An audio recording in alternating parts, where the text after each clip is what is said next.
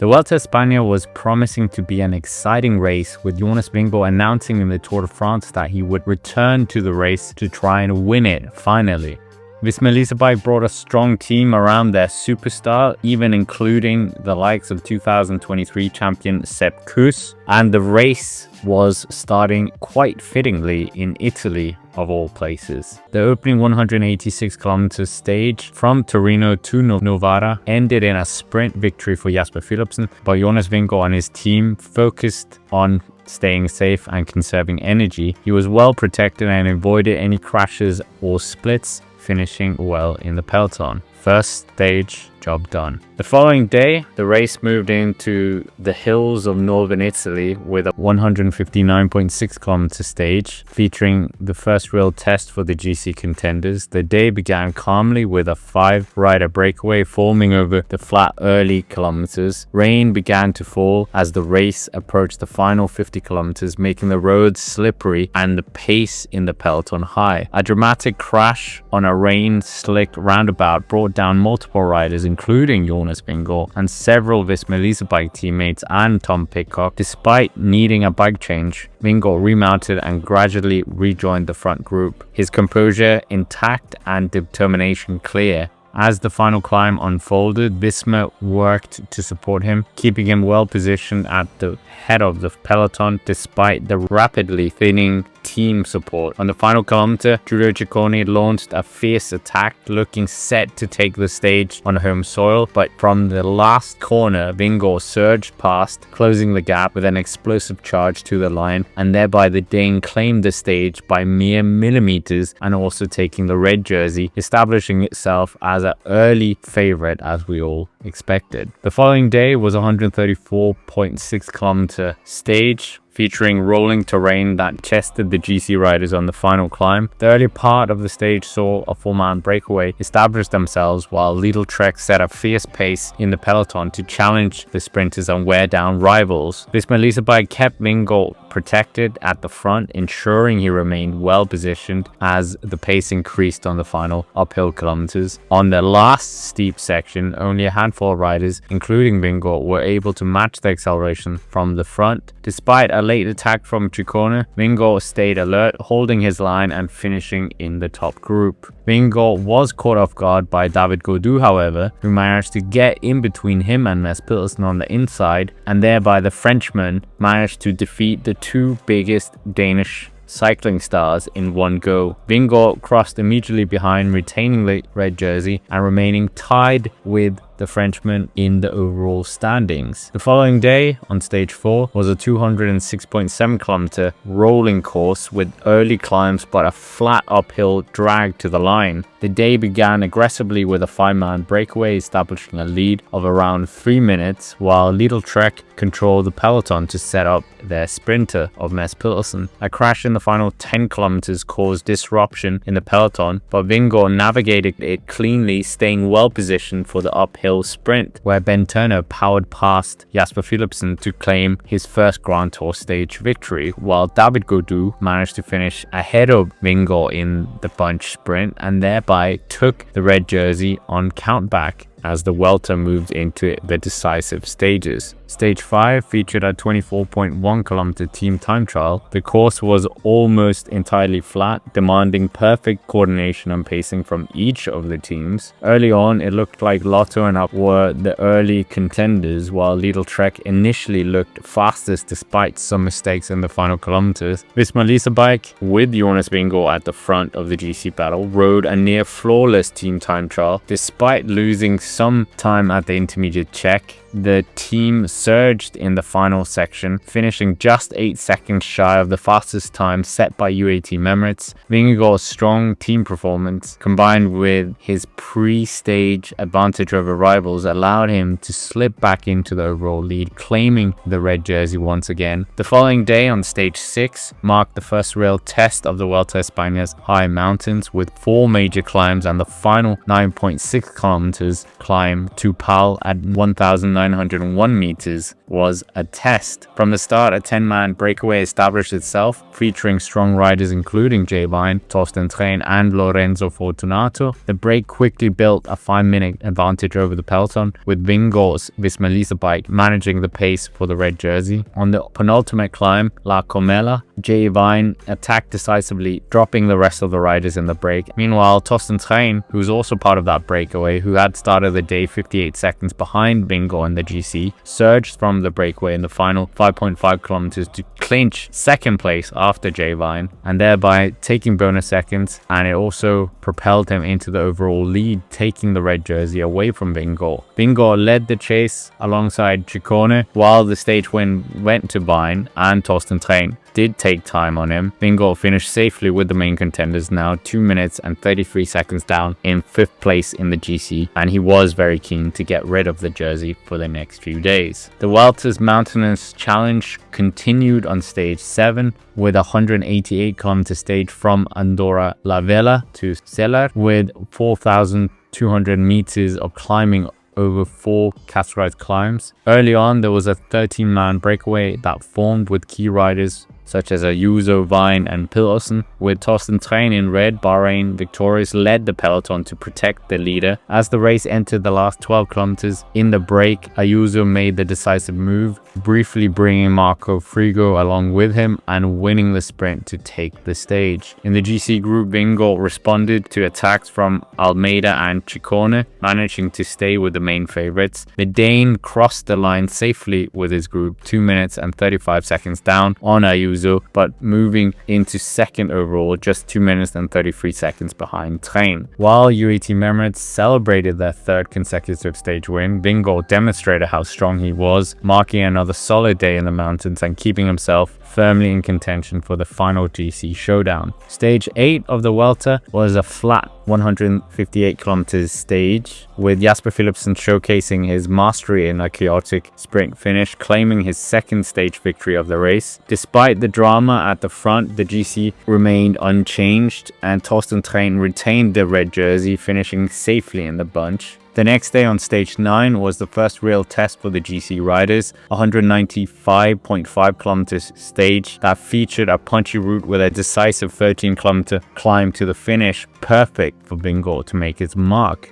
From the start, the stage was animated with early attacks, but none lasted as the peloton kept a tight leash on the breakaways. With 15 kilometers to go, the final climb began to shake out the field, and Visma Lease bike immediately set the tone. Jørgensen launched a move to bring Vingegaard and Ciccone clear, and Vingegaard quickly asserted himself. Just 2 kilometers into the climb, Vingegaard went solo, leaving Ciccone behind and opening a decisive gap. Almeida and Pidcock formed a reduced chase group but could never close the Danish leader down. Vingegaard soloed to the finish, 24 seconds ahead, claiming his 2nd stage victory of the race and sending a clear message to his rivals, especially the red jersey. Though Train retained the race lead, finishing 1 minute and 46 seconds down, Vingegaard moved to just 37 seconds behind him in the GC. With the first rest day looming, the Dane demonstrated he was the strongest rider in the mountains in the Vuelta by far.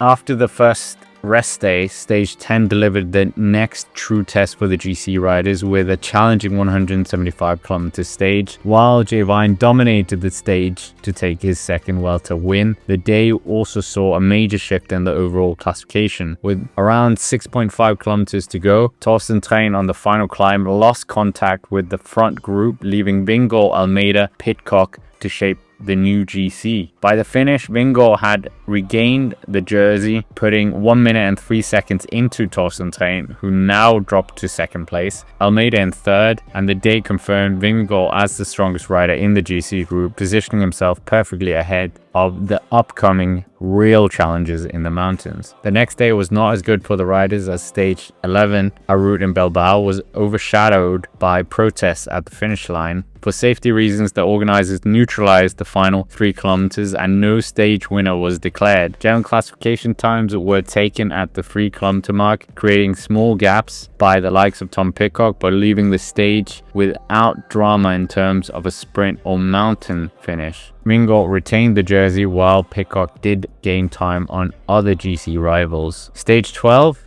was better and unfolded at a high speed across Cantabria with a huge early break that was eventually trimmed to a small select group. From that chaos, Ayuso and Romo escaped on Colada de Brenes climb, with Ayuso winning a 2-up sprint and yet another UAE stage win. Behind the GC battle stayed calm, with Vingegaard guarded by his teammates, finished safely with the contenders 7 minutes down. He kept the jersey intact, holding over 50 seconds of an advantage on Almeida. The next day was a familiar rendezvous with the Angliru, a climb he had raced up twice already in his Vuelta career, working firstly for Primož Roglič in 2020 and in his second one finishing second on that climb in the 2023 edition. So Vingegaard had unfinished business on this climb. The stage was over 200 kilometers of racing, more than 4,000 meters up climbing, and the savage slopes of the Angliru waited at the end. A fast, chaotic stage kept the breakaway on a short leash before Visma bike, as expected, delivered Vingegaard to the base of the final climb. Once the road tilted skyward, the favorites were quickly reduced to 4: Vingegaard, Almeida, Kuss and Hindley. Pidcock cracking early, and Almeida got to the front with about 5 kilometers to go and set an infernal pace at the front, first dropping Kuss and Hindley, upping the pressure on Vingegaard but failing to rock the Viking. He did, however, manage to outsprint the Dane to take the win, a huge moment for the Portuguese star and yet another stage win for UAE Team Emirates. Vingegaard had limited his losses, conceding only the bonus seconds of 4 seconds, but the symbolism mattered. Almeida had landed the first blow, proving the Dane could be beaten on the steepest mountain in Spain and potentially wasn't as flying as he was in the Tour de France. The GC lead was still a safe 46 seconds, but the first time this Vuelta, Vingegaard looked less like the hunter and more like the hunted. The following day on stage 14, another brutal mountain test in Asturias, it was Marc Soler surviving from the breakaway to claim the victory. Behind, UAE Team Emirates used their numbers to set a furious pace, hoping Almeida could repeat his Angliru success. Yet, despite attacks from Hindley and late pressure from Almeida, Vingegaard rode with calm control, and in the final sprint from the GC group, the Dane even edged out Almeida for second place, gaining 6 bonus seconds in the process. That small victory meant a lot. Vingegaard had extended his overall lead now to 48 seconds, showing that even under siege, he remained the man to beat. The final day of week 2 on stage 15 was a slightly less punishing day in northern Spain, but the action still favored aggressive riders. A massive 47-man breakaway was formed, and after repeated attacks, Mads Pedersen emerged to take the victory. For the GC, the stage was largely neutralized. Vingegaard and Almeida finished safely in the peloton, retaining the red jersey and his lead over his rivals. The first day after the rest day on stage 16 was another stage marked by disruption and an unusual finish. Protesters blocked the road in the final 4 kilometers, forcing organizers to think fast, and they cut the stage short and moved the finish line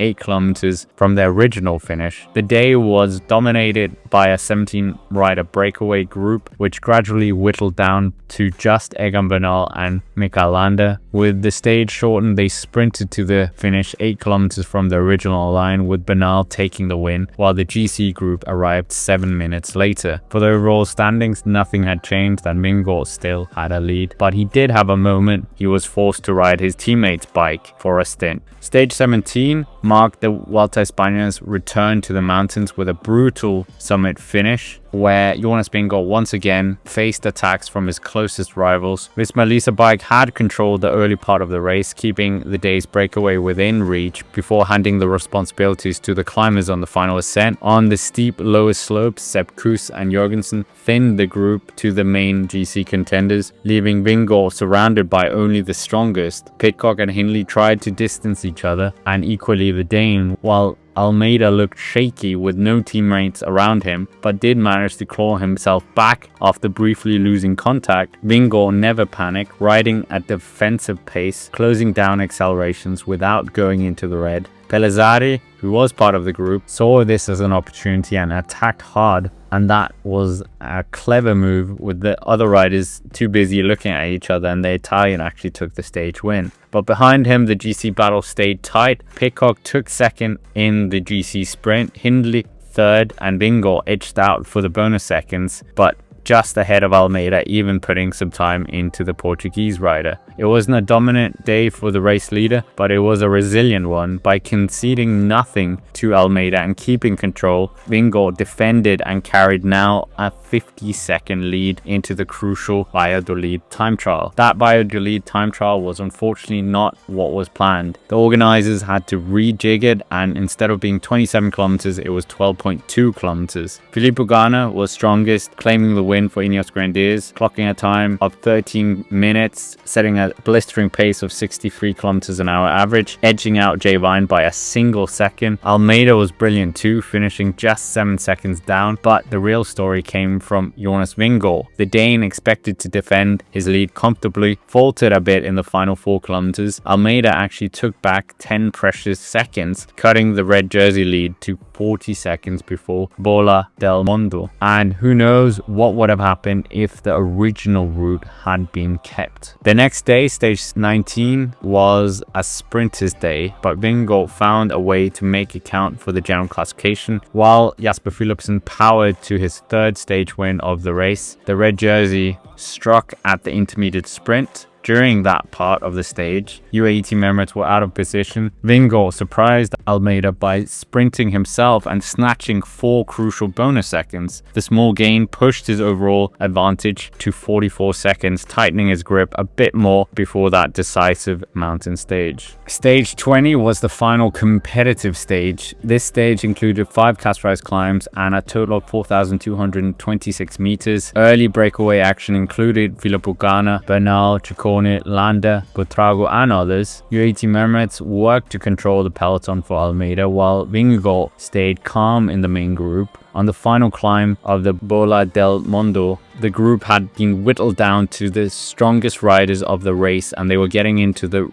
steepest sections of the climb. Here, Vingegaard sensed the moment was right and attacked with 1.5 kilometers from the summit, creating a decisive gap over Almeida and the other GC rivals. Almeida tried to respond but couldn't do anything. Nobody could do anything against the Dane, and they finished 22 seconds behind, and Sepp Kuss, Vingegaard's teammate, even managed to take second place. So it was a 1-2 Visma Lease bike, and a real demonstration of power here from the team. Vingegaard's win marked his third stage victory of the race and effectively sealed the overall Vuelta triumph, increasing his lead over Almeida to 1 minute and 16 seconds, with Pidcock remaining incredibly on the podium as well, with 3 minutes and 12 seconds behind, and Hindley 30 seconds behind Pidcock. Vingegaard described this as a special moment, noting that he felt stronger than on previous mountaintop finishes, and credited his team for their support over the 3 weeks. That was it for Vingegaard, becoming the first Dane to win the Vuelta a España in its history, and adding another Grand Tour to his palmarès next to his 2 Tour de France titles, and he even hinted at maybe going to the Giro d'Italia. A hard-fought and calculated effort by the Dane, and he even shared this